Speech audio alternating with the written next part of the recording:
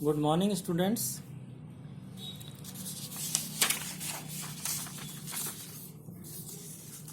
Yesterday we did relativistic Doppler effect,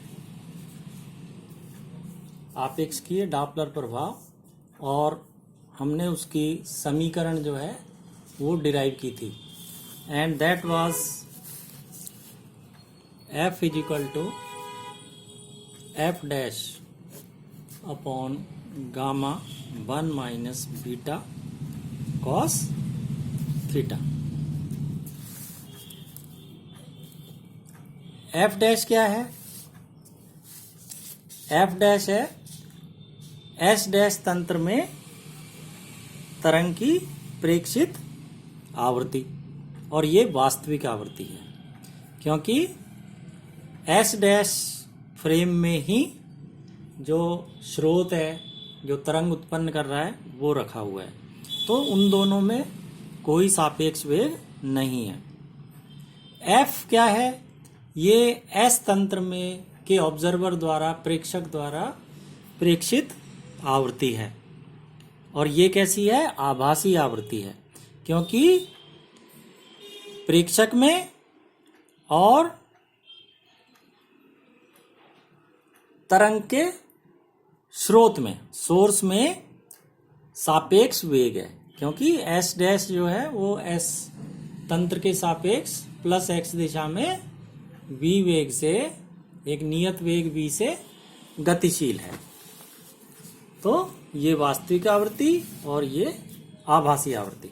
अब हम देखते हैं कि ये जो प्रेक्षित आवृत्ति है s तंत्र में, ये किस पे डिपेंड कर रही है? एंगल थीटा पे, यानी तरंग संचरण की दिशा थीटा पर ये निर्भर करता है,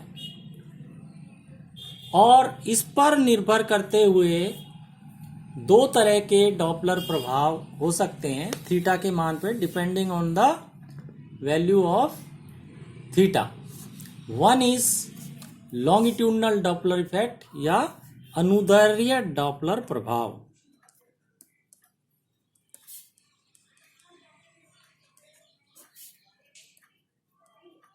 अनुदैर्ध्य डॉपलर प्रभाव या लॉन्गिट्यूडिनल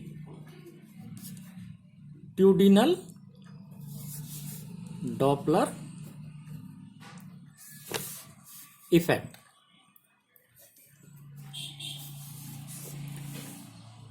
लॉन्गिट्यूडिनल डॉपलर इफेक्ट कब होता है, कब प्रेक्षित होता है? जबकि तरंग का जो स्रोत है ना, सोर्स, स्रोत या सोर्स जिसको हम कहते हैं, उसमें और जो प्रेक्षक है, प्रेक्षक P, ठीक, तो स्रोत जब प्रेक्षक की ओर गतिशील है, उसी की दिशा में गति कर रहा है, यानी थीटा इज इक्वल टू 0। एक तो ये केस है ना, और दूसरा जब सोर्स या स्रोत और प्रेक्षक P ये एक दूसरे से विपरीत दिशा में गतिशील है, ये एक दूसरे से विपरीत दिशा में गतिशील है, यानी theta is equal to 180 degree या पाई। इन दोनों ही केसेस में जो डॉपलर प्रभाव होता है वो क्या कहलाता है? अनुदैर्ध्य डॉपलर प्रभाव। ठीक है, जब स्रोत और प्रेक्षक एक दूसरे की ओर आ रहे हो, यानी थीटा इज इक्वल टू 0, और जब स्रोत और प्रेक्षक एक दूसरे से दूर जा रहे हो, हैं पैरेलली, लेकिन ये एक दूसरे की अपोजिट दिशा में मूव कर रहे हैं, theta is equal to pi and this theta is equal to 0।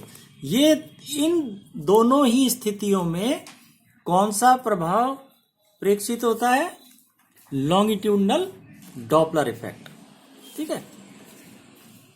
एक होता है अनुप्रस्थ डॉपलर प्रभाव, अनुप्रस्थ डॉपलर प्रभाव या ट्रांसवर्स डॉपलर इफेक्ट।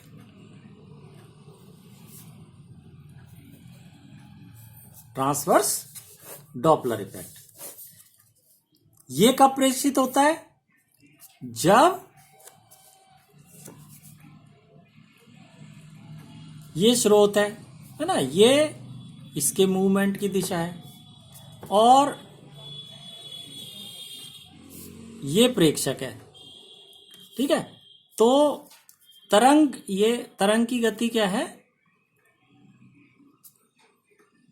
इस तरह से, ठीक है। तो दोनों में एंगल कितना है? 90 डिग्री का, यानी व्हेन थीटा इज π/2, ठीक है। तो तरंग का जो संचरण है वो प्रेक्षक के मुकाबले लंबवत दिशा में हो रहा है, उसका संचरण तरंग का। तो उस केस में जो प्रभाव डॉपलर प्रभाव होता है वो क्या कहलाता है? अनुप्रस्थ या ट्रांसवर्स डॉपलर प्रभाव। और ये वाला जो प्रभाव है ये केवल आपेक्षकीय वेगों के लिए ही प्रेक्षित किया जाता है। अनापेक्षकीय वेगों में ये वाला प्रभाव नहीं होता है। यानी जैसे ध्वनि तरंगों के केस में जो आपने 10th-12th में किया होगा डॉपलर इफेक्ट, उसमें केवल ये वाला प्रभाव प्रेक्षित होता है, ये वाला प्रभाव प्रेक्षित नहीं होता है। आपेक्षकीय वेग जैसे प्रकाश तरंग है, तो उस तरह की तरंगों के में ये तो प्रेक्षित होता ही है, ये अनुप्रस्थ डॉपलर प्रभाव भी प्रेक्षित होता है। यानी v जो है वो c के समकक्ष हो, यानी उसको c के मुकाबले छोड़ा ना जा सके, इतना तो v हो, तो उस केस में ये वाला प्रभाव भी प्रेक्षित होता है। तो आपको अनुदैर्ध्य और अनुप्रस्थ समझ में आ गया होगा। इसकी मैं आपको मैथमेटिक्स बता देता हूं। देखिए, जैसे हमने यहां से शुरू किया है कि आपेक्षकीय डॉपलर प्रभाव का समीकरण ये हमने कल निकाला था, F = F' upon gamma 1 - beta cos theta. अब केस 1 जब थीटा = 0 हो, ठीक है, जो यानी तरंग का स्रोत प्रेक्षक की ओर गतिशील है, इस स्थिति में कॉस थीटा क्या हो जाएगा? 1 हो जाएगा, क्योंकि कॉस 0 1 होता है ना। तो कॉस थीटा की जगह 1 रख दिया, तो F = F' गामा 1 - बीटा, ये आ गया।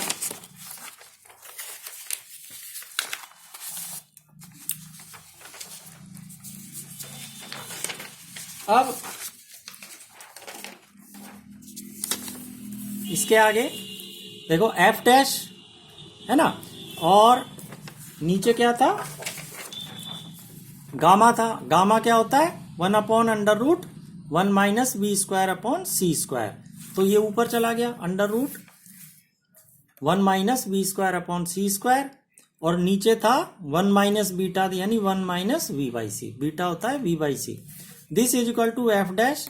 इसको कैसे लिख सकते हैं हम?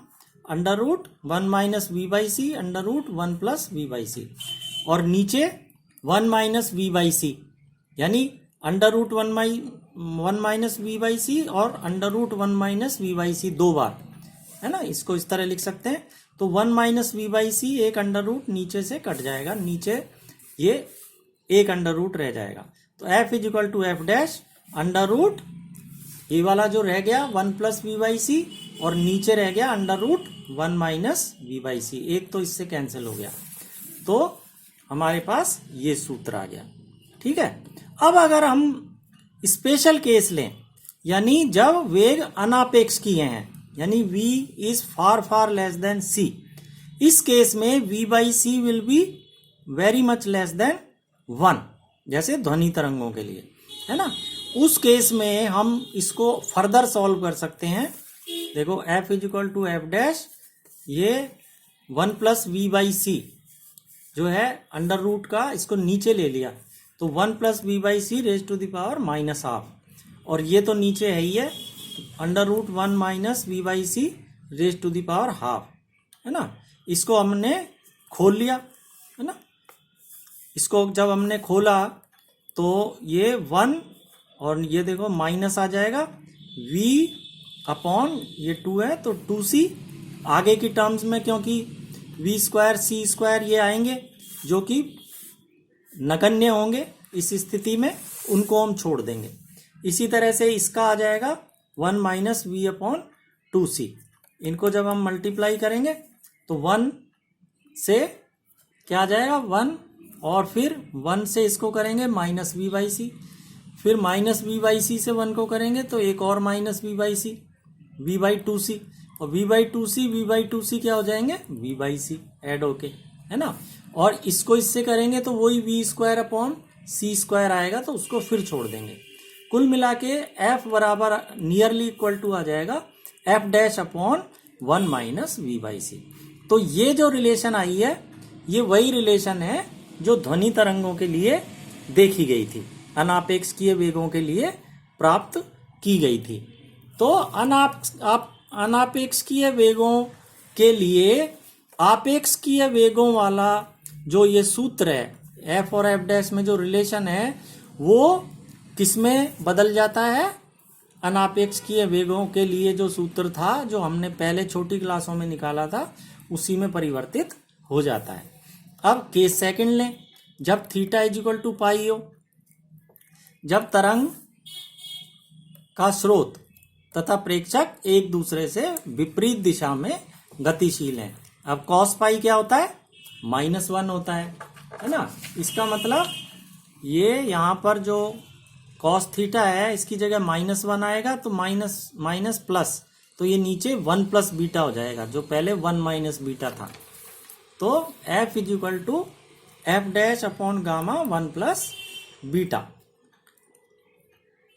अब पहले की तरह ही हमने गामा को लिख दिया under root 1 minus V square upon C square, और ये एज इट इज आ गया। इनको हमने दो पार्ट्स में तोड़ लिया पहले की तरह। अब 1 प्लस वी बाई सी और 1 plus we by c under root ये कैंसिल हो जाएंगे।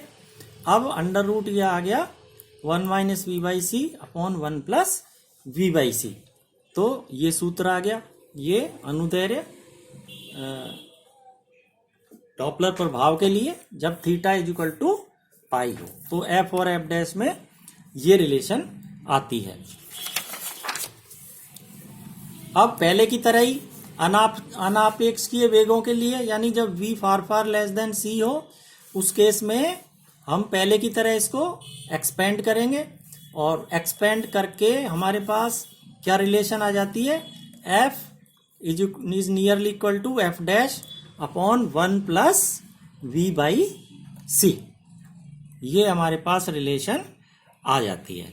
यानी जैसे जैसे वेग बढ़ता जाएगा तो दोनों जो स्रोत हैं और प्रेक्षक उनमें दूरी बढ़ती जाएगी, तो आवृत्ति जो है वो कम होती जाएगी। ठीक है, और ऐसा होना भी चाहिए। और इसी तरह जो पिछला केस था जिसमें दोनों एक दूसरे की ओर आ रहे थे, उसमें जैसे जैसे वेग बढ़ता जाता है यानी वो पास आते जाते हैं, प्रेक्षक और तरंग का जो स्रोत है वो पास आते जाते हैं, तो एफ का मान बढ़ता जाता है। और यही रिजल्ट जो है अनापेक्षकीय वेगों में हमने प्राप्त किया था ध्वनि तरंगों के लिए। अतः अनुप्रस्थ डॉपलर प्रभाव केवल ये मैंने बताया ही था, प्रकाश स्रोत या प्रेक्षक के बीच आपेक्षकीय गति v पर निर्भर करता है। देखो ये भी v पर निर्भर कर रहा है, और ये जो सूत्र आया था ये भी v पर निर्भर कर रहा है, तथा इस बात पर आधारित नहीं होता कि दोनों में से कौन गतिशील है। अब ट्रांसवर्स डॉपलर इफेक्ट, अनुप्रस्थ डॉपलर प्रभाव, ये हमने आपको अभी शुरू में बताया था, जब theta is equal to pi by 2, अर्थात प्रेक्षक तरंग संचरण की दिशा के लंबवत दिशा में गतिशील है। उस केस में cos theta, cos pi by 2, theta है पाई बाई 2, ये 0 हो जाएगा, 0 हो जाएगा। तो ये जो रिलेशन है डॉपलर प्रभाव की, इसमें ये 0 हो गया, तो F बराबर आ गया F डैश अपॉन गामा, और 1 अपॉन गामा क्या होता है, under root 1 minus V square upon C square. तो ये आ गया F is equal to F dash under root 1 minus V square upon C square. तो F और F डैश दोनों डिफरेंट होंगे। तो ये अनुप्रस्थ डॉपलर प्रभाव, जैसे कि आपको पहले बताया, ये केवल आपेक्षीय वेगों में ही प्रेक्षित होता है, जैसा कि ये हो रहा है। लेकिन अगर गतियां या वेग अनापेक्षीय हों, v फार फार लेस देन c हो, that means v upon c very much less than 1, यानी v square upon c square को 1 की तुलना में छोड़ा जा सके, तो उस केस में f will be nearly equal to f dash. तो अनापेक्षीय गतियों में या वेगों के लिए, जैसे कि ध्वनि तरंगें हैं, उनमें f और f डैश समान रहता है, यानी कि अनुप्रस्थ डॉपलर प्रभाव प्रेक्षित नहीं होता है, और ऐसा ही होना भी चाहिए, ठीक है ना। अर्थात अनापेक्षीय गतियों के लिए अनुप्रस्थ डॉपलर प्रभाव प्रेक्षित नहीं होता है, यह प्रभाव केवल आपेक्षीय वेगों में पाया जाता है। तो आपको अनुदैर्ध्य और अनुप्रस्थ डॉपलर प्रभाव समझ में आ गए होंगे।